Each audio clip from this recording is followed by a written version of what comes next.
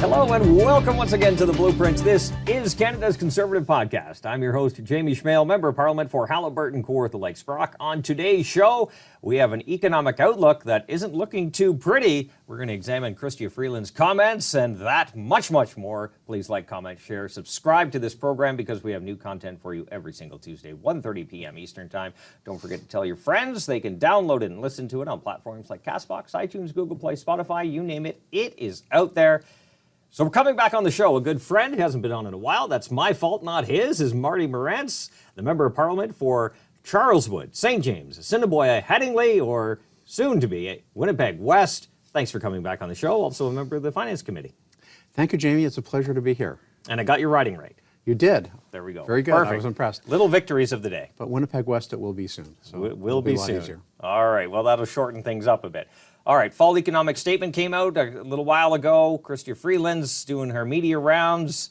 And I think what we really need to look at when we look at this big picture and all these numbers, all these figures, all these charts that the finance minister has thrown out in front of us is cause and effect, right? We have got to the point where Canada is not looking so great balance sheet-wise. We have some anchors in our economy that aren't doing so great. And all of this combined gives us the picture we're looking at now. So we got a few clips for you too, but I just want to get your thoughts on kind of the vision as a whole. Where do you think we are now? Because you're on the Finance Committee, you've been looking at this for a while. Sure. Well, I think it's important to understand, Jamie, how, and I thank you for the question, how we got here, how we got into this high-cost inflationary environment. You know, the government would have us believe that, well, inflation just came to our shores. It's the war in Ukraine or supply chains. But we know now that's simply not true. It's very clear that government spending has fueled the inflationary fire.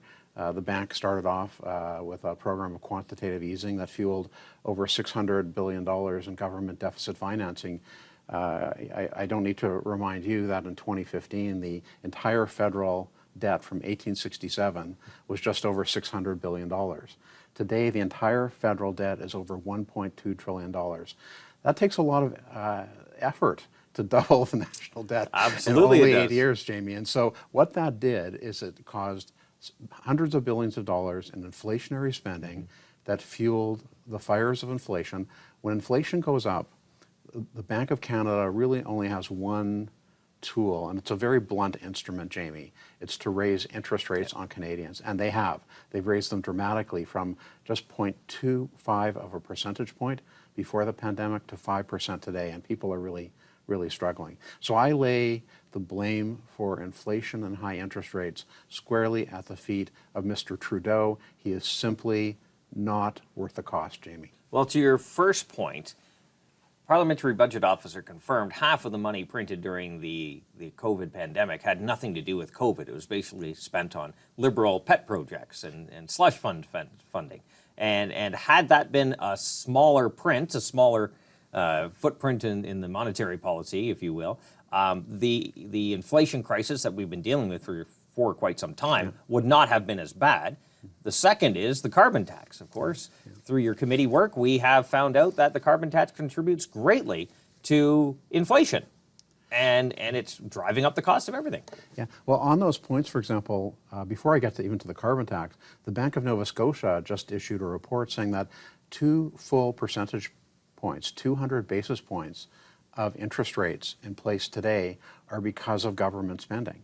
In other words, if government spending had been more reasonable or less inflationary in nature, the bank rate would only be roughly 3%, not 5%. And on top of that, you correctly point out that the bank governor confirmed to us just a couple of weeks ago in committee that the carbon tax itself accounts for 0.6 of 1 percentage point of inflation. So for example, with inflation today at 3.1%, if the carbon tax didn't exist, inflation would only be 2.5%.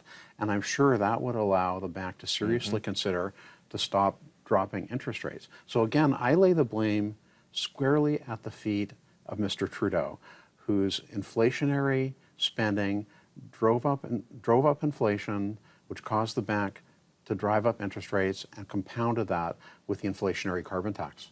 Well, let's get super producer Nick to cue up cut number 2. Sure. I think we'll start Sounds there. This good. is you in committee. So this is a I just want to say very... my name is not Philip Lawrence on there. Well, yeah, that's right. You're better looking than Philip Lawrence. He was just on the show a couple weeks ago. I'll have to mention that to him.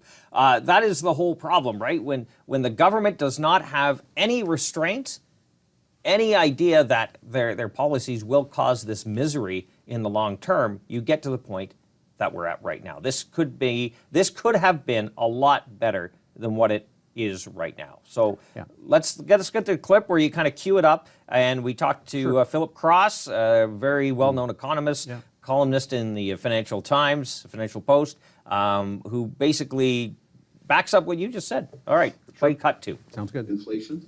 We're 2 years into a government that is willing to spend endlessly, double the national debts, has added another $60 billion in spending over the next 5 years, just over and above what they announced in November.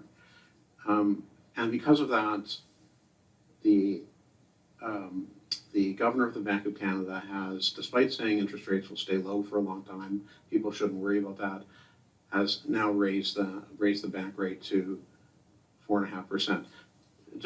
I know it seems self-evident, but I just want to get confirmation from you on the record. Is there a direct correlation between inflation and the bank increasing interest rates? Unquestionably. I mean, even the bank would say, of course, that's why we're raising interest rates. So as John Manley said, the former Liberal finance minister, foot on the gas, foot on the brake. Absolutely. This is what we're doing. Yeah. Government can't stop spending, can't get its balance sheet in check. Yeah. So Bank of Canada has to throw on some water, and that's causing a lot of hurt right now. Absolutely. And government spending is now working against everyday, ordinary Canadians. It's causing prices to go up. It's causing interest rates to go up. Every major economist who looks at this says that at this point, government spending and fiscal policy, I should say, which is what government takes care of, and monetary policy are working at cross purposes to each other, including the governor of the Bank of Canada, who said just in our meeting a couple of weeks ago that government spending has been unhelpful. And so now when I made that recording, the bank rate, I note, was only 4.5%. It went up another 0.5 point since that time. So I asked that question because it's important for people watching to understand that there is a direct correlation between the decisions this government has made with respect to how it's handled spending with the public purse by driving up inflation and interest rates. And that was really the point of my question to Mr. Cross. And I can't stress it enough. I lay the blame for the economic predicament that we find ourselves in solely at the feet of Mr. Trudeau. And I would add one other thing. That $600 billion I was talking about, where they doubled the national debt, they call those things investments. Now, in my mind, when you make an investment, you expect a return on that investment. But the reality is our economic growth has flatlined, barely 1%. And even worse, our per capita GDP output is predicted by the OECD to be the lowest in the OECD for the next 30 years. Not a pretty picture, or as the finance minister will say in a moment, not a great result on her report card. All right, let's cue up cut 3. We'll get to the finance minister, and we have another clip for you. But it's the same thing. It's cause and effect. I Absolutely. think that's what you need to remember. Yeah. Cause and effect. We just didn't get here by magic. It wasn't some faraway event Absolutely. happening. It was directly attributed to this prime minister, this 100%. finance minister, because there are countries that didn't fire up the printing presses like Canada did, and are doing fairly well. That's right. There are others that did fire up the printing presses and borrowed and printed and taxed that are doing worse. But at the same time, we're responsible for the people within our borders, and our people are hurting right now. Citizens are hurting. Yeah. So let's cue up cut 3. This is going to. Oh, we'll go to cut 1 now. Okay. Let's. Super producer Nick has cut 1. Let's go to cut 1. We'll talk about that. Then get to finance minister. So one last question in the 20 seconds I have left. Last week we had Robert Asselin here, and he said something very interesting. He said that economic growth is so weak at sub 1%, and that low growth in a high interest rate environment will make social programs unsustainable. Do you think he's got a good point there? Lower growth and higher interest rates will certainly impact on the government's budget. I don't think fiscal policy in Canada is in a situation where it's unsustainable, but I do think protecting our very good fiscal position is important. It's important for social programs. It's important for the prosperity. All right, that was Tiff Macklem, the Governor of the Bank of Canada, basically saying what we have said for a while now. If you also want to lower prices, you can add more supply, right? If we want to add and release the price hikes that people are facing at the grocery store, we can add more food, but also at the same time, we can't also punish our farmers with massive carbon tax, which increase the cost of production, which get passed on to the consumers. If we want to add more energy, that will lower the price. But we have stifled those industries and many, many more in this country, where we aren't able to grow those economies to add to the supply chain, to add to the economy, which would give some relief. So we're being hit everywhere we look. And this is, again, as you said, directly a result of bad government policy by this Prime Minister. You're 100% correct, Jamie, and you saw what the bank governor was talking about there, responding to my comments about Robert Asselin. For those watching, Robert Asselin is a senior economist with the Business Council of Canada who has come out and panned the fall economic statement 100%, basically saying that it does nothing to help generate new economic growth.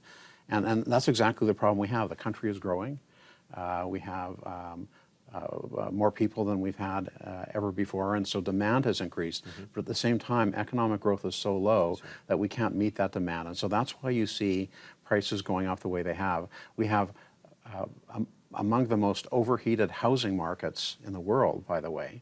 More land than almost every other country in the world. A population of just 40 million people, and yet we have housing prices that are more expensive than places like New York or Singapore. That's an island. So clearly there's pent-up demand in our economy, but limited supply. And it is, again, I lay the blame squarely at the feet of this Prime Minister, who got nothing for the $600 billion he spent to double our national debt.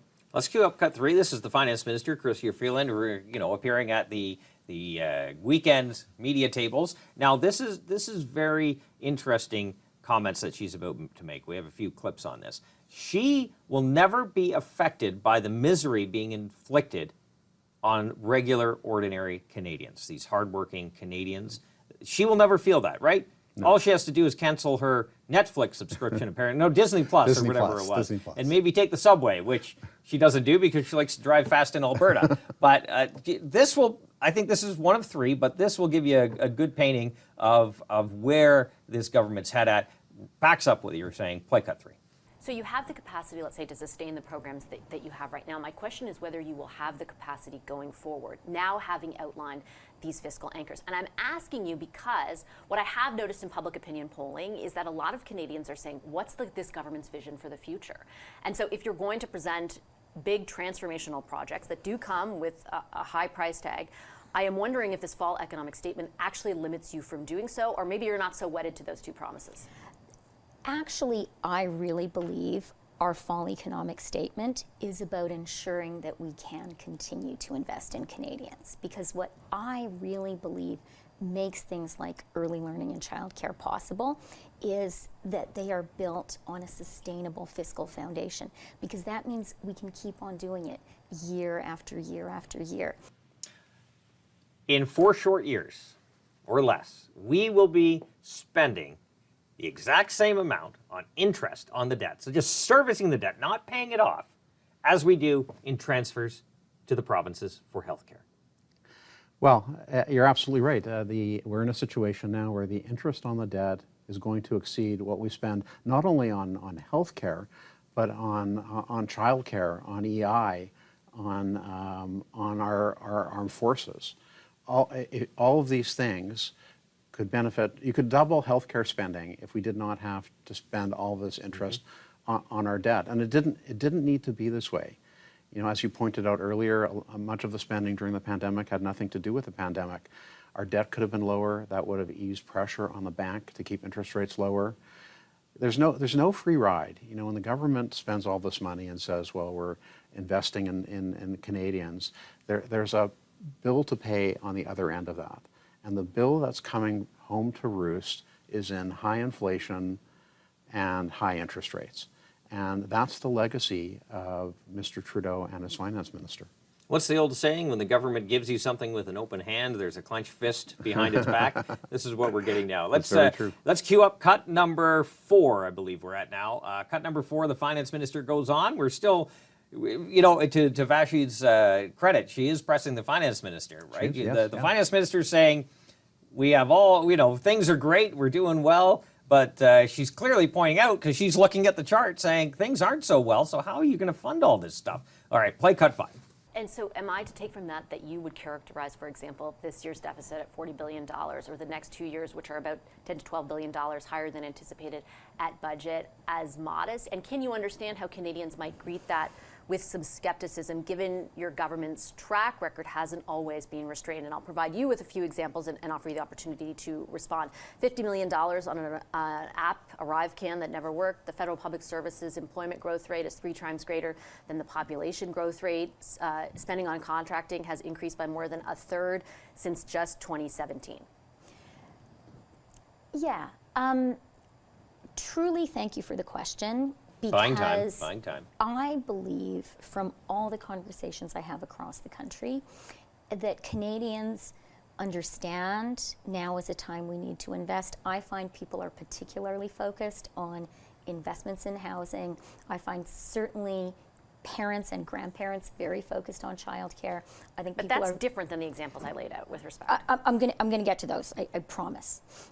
People are really aware that we need to invest in the industrial transformation of our country. And I think people really want to know that we're doing it in a fiscally responsible way. I think that's kind of the base setting of Canadians, and I agree with that. Okay. Fiscally responsible way? Not even close. No, look, Jamie, you know, when this government came to power in 2015, they said they were going to run a couple of small deficits around the $10 million range, and that by 2019, the budget would be balanced. That never happened, you know, and the reality is that they were $100 billion in deficit before the pandemic ever came. And so to the finance minister to now claim that somehow they're being fiscally responsible is, well, a nice word would be disingenuous. But the reality is, you know, that fiscal responsibility from a government perspective demands that the government adopt a serious fiscal anchor. Mm-hmm. That's what Prime Minister Harper did. His fiscal anchor was very simple. It was, we're going to get the budget balanced. And he did. This government will claim a fiscal anchor, and then as soon as it doesn't work out for them, they'll just abandon it, like it didn't matter. For example, just 2 years ago, the finance minister said, well, the debt to GDP ratio will be our fiscal anchor, and you know it won't go up, it'll continue to go down. She said, that is a line we shall not cross. And yet it's going up again. It's gone up the last 2 years. It's going up in the fall economic statement again. It's a line that they did cross, and it seems like they were fine with crossing it. So when you look at the projections in the fall economic statement, they're completely unreliable. I'll just give you another example.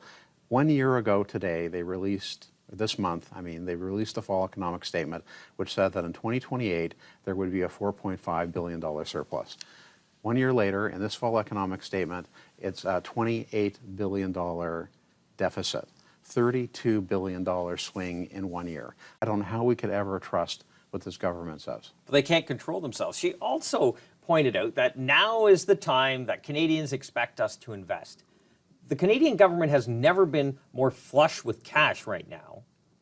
But at the same time, things are getting worse. Delivery of service is getting worse. The federal bureaucracy has never been as big.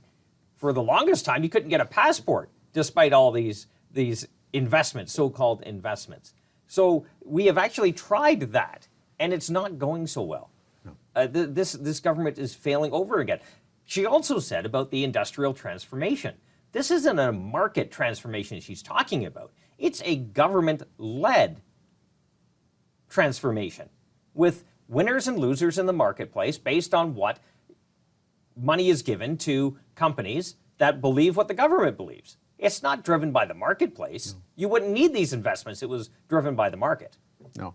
Well, look, I keep getting back to, she says it's time for government to invest in transformation. You're absolutely right. It is government-led. And really the best thing to do, I'm reminded of when you were speaking of my favorite Ronald Reagan joke, where he would say, the 9 most frightening words in the English language are, I'm from the government and I'm here to help. That's what that reminds me of. I mean, I think what government needs to do is get out of the way and let Canadian entrepreneurs do what they do best. But having said all that, I keep coming back to this $600 billion. What a wasted opportunity to invest in economic growth. And so we got absolutely nothing for it. And now the finance minister is talking about investing even more.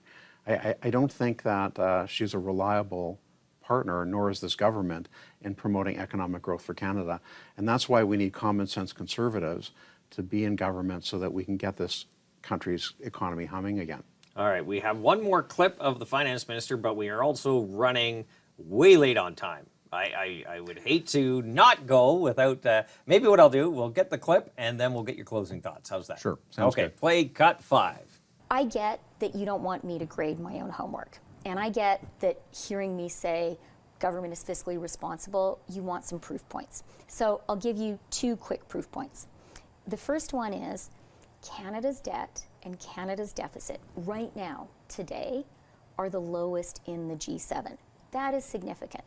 Second thing, and this speaks to, I don't believe we should grade our own homework. I don't expect you to want us to grade our own homework. There is someone out there whose job it is to give us a grade, and that is quite literally the ratings agencies. And the grade that the ratings agencies are giving Canada right now, today, is the highest grade possible, a AAA credit rating. And But that just is because I have a good credit rating from my bank, does that mean that I should increase the size of, the staff that I have at my workplace, or, at a pace faster than is needed, for example, in the public service? I mean, you've admitted to that pace perhaps being too fast, in that the cuts that you're now looking to make over the next 5 years are all focused on that. The rating that the agencies give us is based on where we are today, and it's based on what they think is sustainable going forward. Most of the time I have no idea what she's talking about. It's a word salad, finance minister. Yeah. Do you want to address that in your closing comments? Sure. Well, I'll just say, look, Canadians know that doubling your household debt is not being fiscally responsible. That's what this government has done. They've doubled the debt of all Canadians. When she talks about the report card from the rating agencies, there's other entities out there that report on her performance as well. The Business Council of Canada has panned the fall economic statement. C.D. Howe, William Robson has panned it. The BMO, Douglas Porter's economist, has panned it. Jack Mintz, of course, has written extensively about it. So the report card is not all that good, frankly. And what this government really needs to do is get their spending under control, get inflation under control so interest rates can come down. And if they can't do it, common sense conservatives under Pierre Poilievre as Prime Minister of Canada will get the job done. This Prime Minister is just not worth the cost, Marty Morantz. All right, appreciate your time. Marty Morantz, Member of Parliament for Charleswood, St. James, Assiniboia, Headingley. We thank him for his time. We thank you for yours. Please remember, new content for you every single Tuesday, 1:30 p.m. Eastern Time. We ask that you like, comment, subscribe, and share this program. This is content you're probably not getting in the mainstream media. And if you want Pierre Poilievre to be the next Prime Minister, this message needs to get out. Also, you can tell your friends. They can download it on platforms like CastBox, iTunes, Google Play, and Spotify. Until next week, remember, low taxes, less government, more freedom. That's the blueprint.